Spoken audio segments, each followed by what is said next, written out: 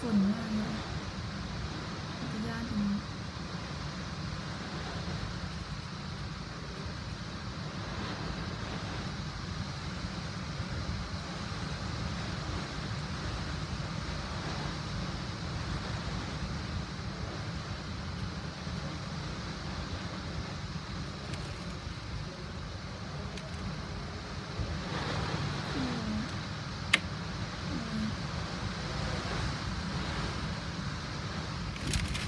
นี่เลย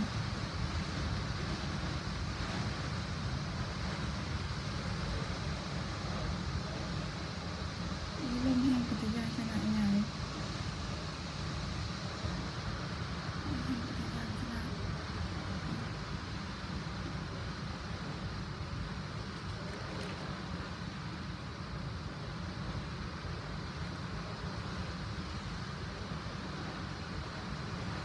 นอกโลกนี่มีอะไรสุด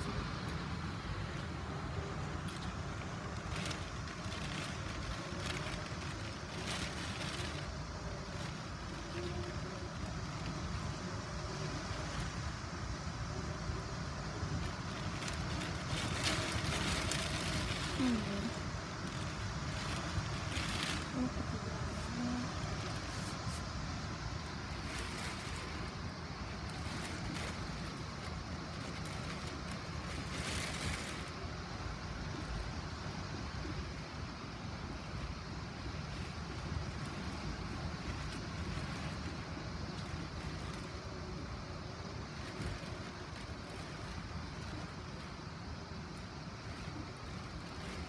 ลมแห้งจักรยานขนาดไหนพายุฝนค่ะพายุฝนลางเลย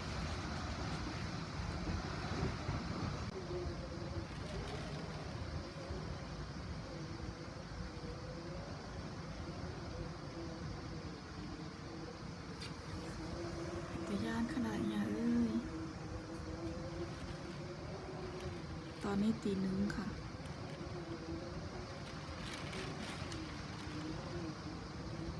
แต่เฮือนเพิ่นสร้างแข็งแรงขนาดเฮือน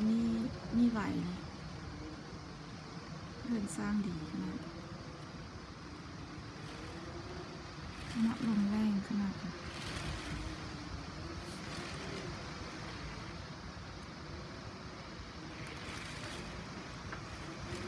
นี่ได้อันเปิดสปอตไลท์ไว้ค่ะเนาะอันนี้เปิดไฟในสวนซื้อแล้วเปิดสปอตไลท์ไว้แล้วมองเห็นลายตัวนี้ค่ะ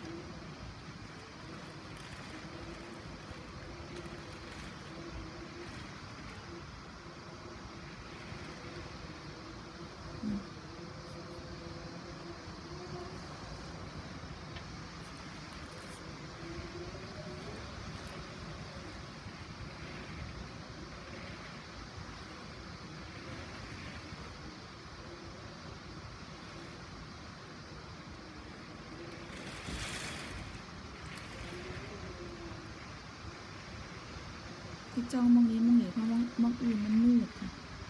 ไม่ได้ไฟส่อง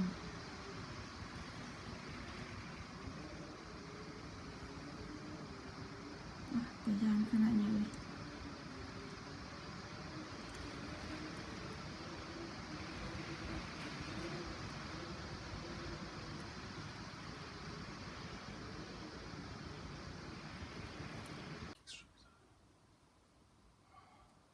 ตอนนี้ลมพายุได้เงียบสงบลงแล้วค่ะ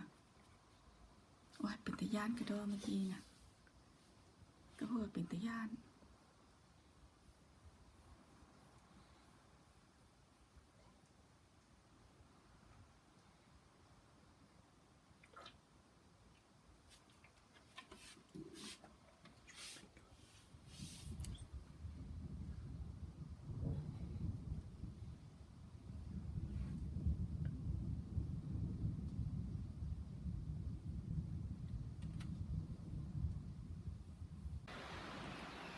ถ้ามาเบิ่งความเสียหายเมื่อคืนค่ะก็พูดว่าลมแรงแต่ความเสียหายมันไม่ได้เพลเลยได้ละมีแต่เก้าอี้ล้มเมื่อคืนกระโปดว่าลมแรงต้นนี่แหละที่พาถ่ายรูป มันถ่ายได้ต้นเดียวเพราะว่าต้นอื่นไฟมีสองมันมองไม่เห็นลมแรงนั้นเป็นตะยานแต่แท้ยาเอ้ยกระโพดกันเลยดีกว่ามีต้นอันนี้ฮักแล้วก็โอ้ยซื้อผ้าห่อกล่องยุ่งล้างมืดป่านนี่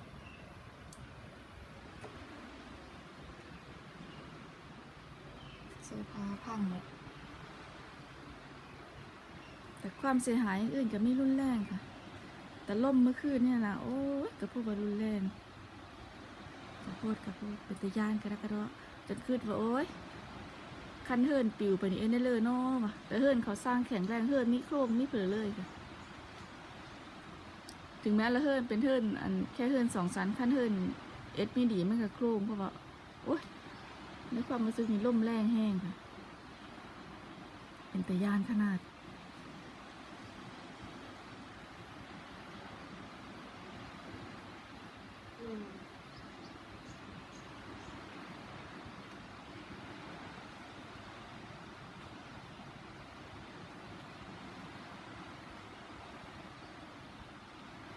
พากันย่านเมื่อคืนนี่นะ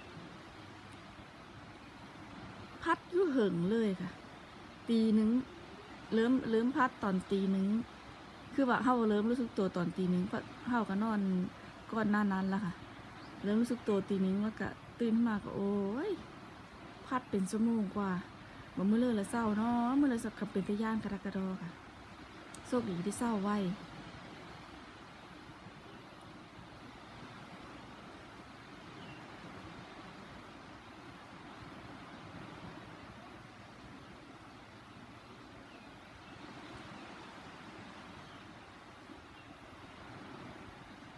กะเพราะเฮินสามีเปิดผ้าม่านเฮาจังได้เบิ่งว่าอันเพลเกิดให้มีน้ำโทมหมดเลยเขาจะได้หนีทันสามีก็ไม่เปิดคือตั้งคนก็ตั้งยานนะต้องเป็นตะยานอีหลีเมื่อคืนว้าจะได้ไม่เจอกันเทินลอยไปตามน้ำก็ตายอยู่ท่านละหนีก็ไม่ทันพิษมดนานๆละค่ะมารายงานข่าวกรมอุตุ กรมอุตุใหญ่มารายงานข่าวฟังปิดยานกระโดดใหญ่แต่เบื้องความเสียหายเพิ่มไม่ได้ละมีตัวนี้ละแล้วก็เก้าอี้ล้มแล้วก็เสื้อผ้าเขาเตะมัดเตะคือเก่าอันนี้นะล้มเท่านั้นค่ะเท่านั้นโอเคค่ะสวัสดีค่ะพ่อแม่พี่น้องลมพายุมาอีกแล้วค่ะแต่นี้ยังน้อยยังเงินที่แห้งซ้ำมือ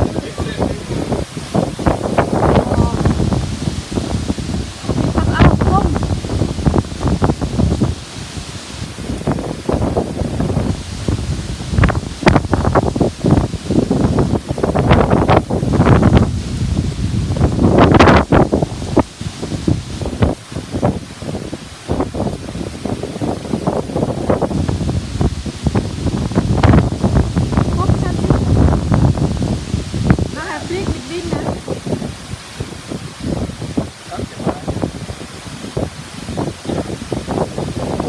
ลมตอนนี้ยังน้อยเพราะมันขึ้นแต่ยานแห้ง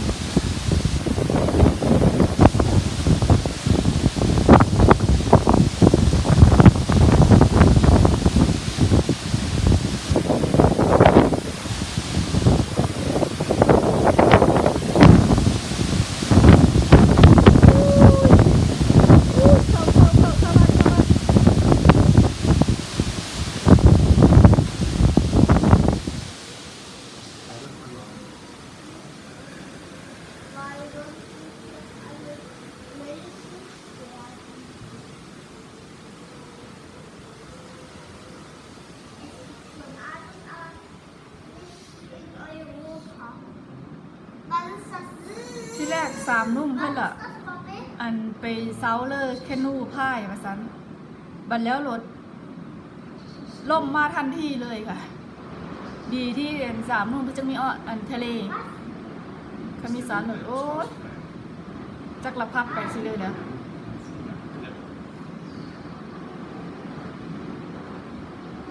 ลมแห้งขนาด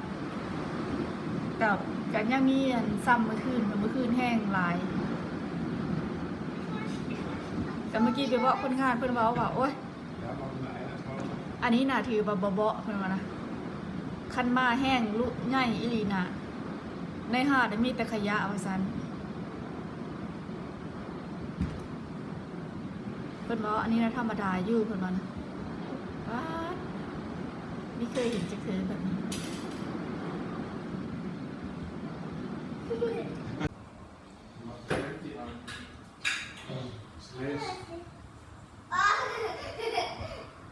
Das ist ein Abflocken Ich nehme einmal kurz die Brille weg, dann habe ich gerade schon Sachen.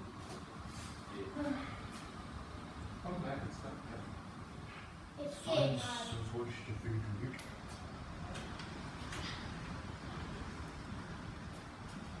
Nein, nicht. Du gehst jetzt nicht raus.